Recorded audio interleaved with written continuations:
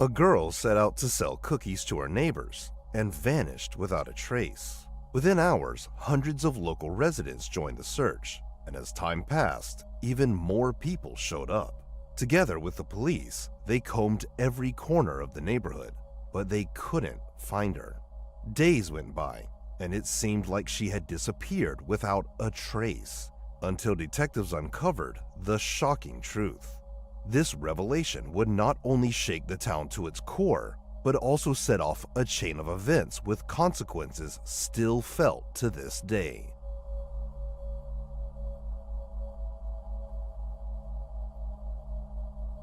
Joan D'Alessandro was born on September 7, 1965, in the quiet town of Hillsdale, New Jersey.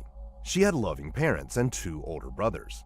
Their family lived in a peaceful suburban neighborhood and was deeply religious. From an early age, Joan regularly attended her local church, and later she enrolled in a Baptist elementary school. Joan quickly made a lot of friends and did great in her classes. She also developed a love for ballet and really started to get into the arts. At about the same time, Joan joined the Girl Scouts, spending a lot of time outdoors with other girls, picking up some valuable life skills, socializing, and just having fun. One of their main activities was selling cookies. The girls would go door to door in their neighborhoods asking people to buy them. April 19, 1973 was Clean Thursday, and Joan's school had the day off. The 7-year-old spent it at home with her mom, mostly playing in the yard. Around 3 p.m., she saw one of her neighbors pull into the driveway. Some of the neighbors had pre-ordered cookies, and Joan would deliver the boxes once they were ready. By that afternoon, she only had a few deliveries left. So, without wasting any time, Joan ran inside, grabbed a few boxes, and headed out. She told her mom she'd be back in a few minutes. But as time passed and Joan didn't return, her mom started to worry. At first, she assumed Joan might have bumped into some neighborhood kids and lost track of time playing with them. Their neighborhood was quiet and considered very safe, and back then, kids often played outside unsupervised. But when an hour passed and Joan still hadn't returned, her mom started to think something might be wrong. By then, it had started raining, and she thought Joan might have taken shelter at a friend's house to wait out the bad weather. The rain stopped pretty quickly, but Joan was still nowhere to be found. Soon after, her dad came home from work, and his wife told him she couldn't find Joan. He immediately got in his car and started driving around the neighborhood, looking for her, but there was no sign of Joan anywhere. Meanwhile, Joan's mom tried to find the list of addresses where her daughter was supposed to deliver cookies, but realized Joan had probably taken it with her. However, she remembered something Joan had said just before leaving. She hadn't mentioned which neighbor she was going to, but she had said that the person had just pulled into their driveway in a new car. Her mom immediately thought of a family who lived just a few houses down, as they were the only ones in the neighborhood with a new vehicle. While her husband continued searching the streets, she decided to check with those neighbors and visit some other houses where Joan might have dropped off cookies. Joan's mother visited several neighbors, but all of them said they hadn't seen the girl that day. Frustrated and increasingly alarmed, she returned home, and when her husband told her he hadn't found any sign of her daughter either, they decided it was time to call the police. After hearing Joan's mother's story, officers jumped right into action and launched a large-scale search operation. The local fire department joined in, sending out crews to help, while the police went door to door in a several-mile radius, hoping someone might have seen Joan or could point them in the right direction. But no one had spotted the girl. This was quite odd, especially since the street leading away from Joan's house was a main road that led to a busy shopping center. Cars were constantly coming and going, yet no one had noticed a young girl walking in the area. As word of Joan's disappearance spread through the neighborhood, dozens of local residents began joining the search. Many of them knew Joan's family well and were eager to help in any way they could. The number of people involved in the search grew by the hour. By midnight, local officers requested assistance from the FBI and state police. Search dogs were brought in to track Joan's scent using her belongings, but the efforts led nowhere. Volunteers combed through abandoned lots, empty houses, nearby forests, parks, and even the shores of a local lake. But despite their dedication, there was no trace of Joan. At first, police considered the possibility that Joan might have wandered too far from home and gotten lost. But by the middle of the night, it became clear that the situation was far more serious. If she had simply lost her way, she likely would have been found by then. This led investigators to suspect foul play. Joan's mother dismissed any chance that her daughter had left somewhere voluntarily. Joan never wandered far from home without permission and always returned when she was supposed to. That day, she'd promised to be back in just a few minutes, so her mom was convinced something terrible had happened. Around 3 a.m., the police decided to take a break from the search and resume at sunrise. By morning, even more volunteers had joined in. It felt like the whole town had come together to look for Joan. Women who were home with their own children also found ways to help, preparing over 2,000 meals for the search teams throughout the day. Along with the local community, nearly every officer from the police department was involved, as well as about 250 firefighters from nearby towns and a few FBI teams. That day, searchers combed through every inch of the area. They entered every home, checked every yard, garage, shed, basically anywhere Joan could possibly be. But despite their exhaustive efforts, they found no trace of her. The search went on until one of the teams spotted a child's shoe less than a mile from Joan's home. It looked very much like the ones Joan had been wearing when she left the house. But that wasn't all. Near the shoe were several empty boxes of the same cookies Joan had been selling. Police immediately showed the shoes to Joan's mother, but the moment she saw it, she said it didn't belong to her daughter. On top of that, investigators examined the cookie boxes and concluded they had likely been there for several weeks. Eventually, some local residents came forward and identified the shoe. It belonged to their child. So this lead was ruled out, and investigators were back to square one. Despite their determination and the support of hundreds of volunteers, the day's search once again ended without answers. Meanwhile, the FBI began focusing heavily on the possibility of foul play. After speaking with Joan's mother, they learned that she had already visited all the neighbors where Joan might have delivered cookies. Each of them said that Joan had not come to their house, and there was no trace of the girl or the cookies anywhere. However, Joan's mother shared something else with the detectives, a gut feeling she had about one particular neighbor. As we know, before leaving the house, Joan mentioned she was going to deliver cookies to a neighbor who had just pulled into their driveway in a brand new car. The only neighbors who had recently purchased a vehicle were the McGowans, so Joan's mother went straight to their house. She was met by 26-year-old Joseph McGowan, who lived there with his mother and grandmother. He claimed he hadn't seen Joan, but something about him felt off. Joan's mom couldn't put her finger on it. She just had a bad feeling about him. The detectives had already spoke with Joseph, but he denied having anything to do with Joan's disappearance. Still, they couldn't ignore some red flags. He seemed to struggle with his own story, constantly tripping over details about his alibi for the time Joan went missing. But despite their suspicions, there wasn't any physical evidence in his home linking him to the case. Joseph also had no criminal record. It was actually quite the opposite. He worked as a school chemistry teacher and had a great reputation in the community. Still, as the hours turned into days, the detectives' gut feeling about him only grew stronger. Eventually, they brought him into the station for a polygraph test, and Joseph agreed to answer their questions. The results weren't what he was hoping for. The operator flagged multiple signs of deception on nearly every key question. However, the police couldn't use the polygraph results as solid evidence of his guilt. Instead, they informed Joseph about his failure and kept pressing him to tell the truth.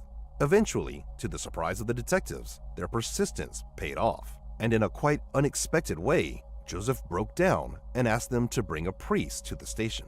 After speaking with a priest in private, Joseph finally confessed to what happened that day. According to his story, he had been mowing the lawn outside his house when Joan approached him with a few boxes of cookies. He said he had ordered them a couple weeks earlier, so he invited Joan inside to pay for them. From this point, Joseph's account took a strange turn. According to his words, he suddenly realized he didn't have the exact amount of cash to pay her, which, for some unknown reason, deeply upset him. Feeling ashamed, he grabbed Joan and dragged her to his bedroom, where he struck her multiple times and subjected her to other horrifying acts.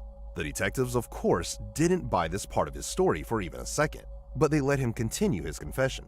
After committing these horrific acts, Joseph suddenly realized the gravity of what he'd done and started panicking about what to do next. He knew that if he let Joan go, it would destroy his life, so he decided to get rid of her. After several failed attempts, Joseph killed Joan, wrapped her body in an old sofa cover, and placed it in the trunk of his car. Then, he cleaned up the blood in his bedroom, stuffed the cleaning rags into a bag, and drove to a national park in neighboring New York State, about 20 miles from his home. At the park, he carried Joan's body into a wooded area and hid it behind a large rock. On his way back, he also disposed of the evidence in random trash bins along the road. Shortly after he returned home, Joan's mother came by looking for her daughter.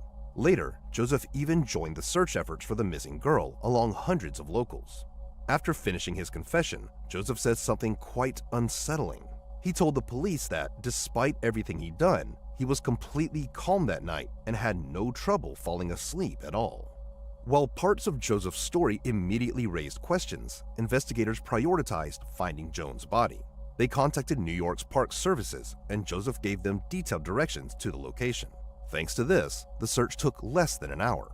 Joan's body was discovered behind a large rock in a remote, wooded area. Once medical examiners began their work, more inconsistencies in Joseph's story came to light. During his interrogation, Joseph insisted he didn't SA Joan, but forensic experts found undeniable evidence to the contrary. As for the rest, they did find numerous injuries and bruises, and his description of the cause of death aligned with reality.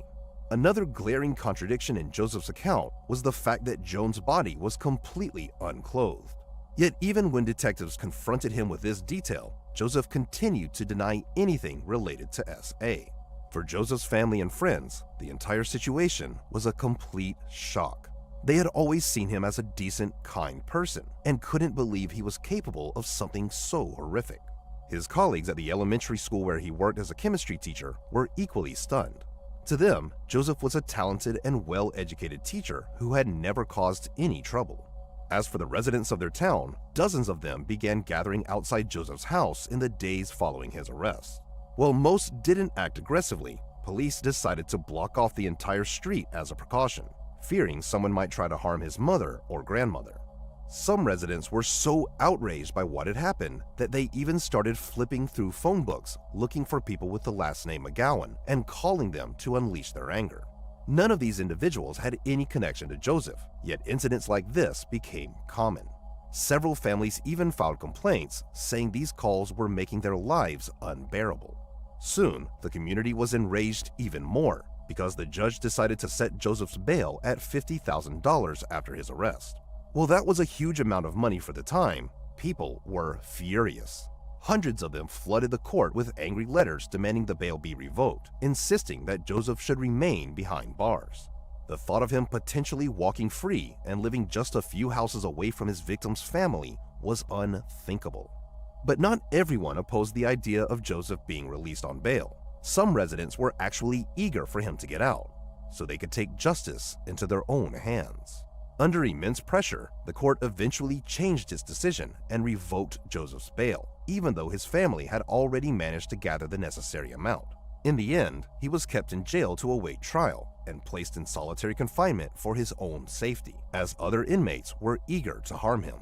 The trial began several months after Joseph's arrest, and he pleaded guilty to the murder. However, he continued to deny the fact of SA and insisted that the crime was a spontaneous act. According to him, he didn't understand what had come over him, but the prosecution wasn't buying it. Before the trial, several psychiatrists evaluated Joseph, and they all concluded that he had harbored dark, monstrous desires for many years. He had managed to hide these urges, presenting himself as a normal and well-adjusted person. But the moment he had the chance to act on his fantasies, he didn't hesitate a second. There was also speculation suggesting that Joseph had planned something like this in advance. The fact that Joan's body was hidden deep in the woods behind a large rock raised serious doubts that he had chosen the spot on a whim. Investigators strongly believed he had known about the location long before the crime and kept it in his mind as a convenient place to dispose of a body. At the end of the trial, Joseph was sentenced to life in prison. But there was a catch. The laws at the time allowed for parole, even for someone like him, which meant the case was far from over. Nearly 20 years later, Joseph became eligible to apply for parole, causing outrage among Joan's family. Her parents said they hadn't even known this was an option. To make matters worse, their attorney warned them that if they didn't take action to oppose his release, there was a strong chance Joseph would walk free. The problem was that over the years, Joseph had undergone multiple evaluations with psychiatrists, all of whom concluded that he was no longer a threat to society and could be released. Adding to his case was his spotless behavior throughout his time in prison. As a result, Joan's mother was forced to do everything in her power to convince the judge and others in the parole system that Joseph did not deserve to be released.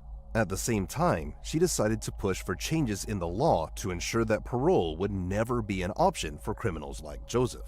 And after many years of relentless effort, she succeeded. A new law was passed in New Jersey that made anyone convicted of murdering a person under 14 for the purposes of SA ineligible for parole under any circumstances. Just a year later, a federal version of this law passed, mostly thanks to Joan's mother's tireless advocacy. As for Joseph, he didn't fall under the jurisdiction of the new laws. However, Joan's mother still managed to convince the court to deny his parole. But in 1999, another chance for his release came up. And this time, something unexpected happened. Before the decision was made, Joseph underwent another evaluation with a psychiatrist, whose job was to assess his mental state. During these conversations, Joseph suddenly changed the story he had been sticking to for over 20 years. Initially, he had claimed that he attacked Joan out of frustration when he couldn't find the right amount of change. That story had never been particularly convincing, but now Joseph admitted that wasn't how it happened at all. According to Joseph, he had been going through personal struggles during that period of time. He was unsatisfied with his life, unhappy with his job, and generally miserable, which left his mind in a pretty dark state. When Joan came to his door with cookies, he claimed he just decided to take out his anger on her, leading him to commit the crime. Despite this new explanation, the court once again denied his parole. Over the following years, Joseph continued to petition for early release, but each time, the outcome was the same. His requests were rejected. During one of his attempts to secure parole, Joseph gave an interview to John Douglas, a former FBI agent and author whose work inspired characters in The Silence of the Lambs and the series like Hannibal and Mindhunter. Douglas, known for interviewing infamous serial killers like Charles Manson, agreed to assess whether Joseph was fit to re-enter society. After their conversation, Douglas concluded that Joseph posed a significant danger to anyone around him, describing his uncontrollable urge to kill as deeply concerning. Using his unique approach, Douglas managed to earn Joseph's trust, uncovering something quite troubling in the process. At some point, Joseph boasted about having over $600,000. He explained that after his mother and grandmother passed away, he received sizable payouts and sold their house. But here's the kicker. Joseph revealed he had moved all the money to a bank in neighboring New York State to ensure that Joan's mother couldn't touch a single penny through civil lawsuits, leaving him with plenty of money to pay for legal representation. Douglas was so struck by this interview that he later wrote an entire book about it. Joseph's last attempt to secure parole was in 2008, with his next hearing scheduled for 2025. Joan's mother was preparing to oppose his release once again, but she didn't have to. Joseph passed away in 2021 at the age of 74. In the end, he spent most of his life behind bars and remained there until his death. As for Joan's mother, she continues her fight against criminals like the one that took her daughter. A few years ago, she successfully pushed to raise the age limit in her original law from 14 to 18 in New Jersey. She also helped pass another law in the state that completely removed the statute of limitations for murder cases. In addition to that, she founded a nonprofit organization dedicated to helping children, which has achieved remarkable results over the years. Joan's mother plans to keep building on this work, both to honor her daughter's memory and to protect thousands of other children. Share your thoughts on this story in the comments section, and don't forget to press the like button if you enjoyed my video. Thank you for watching.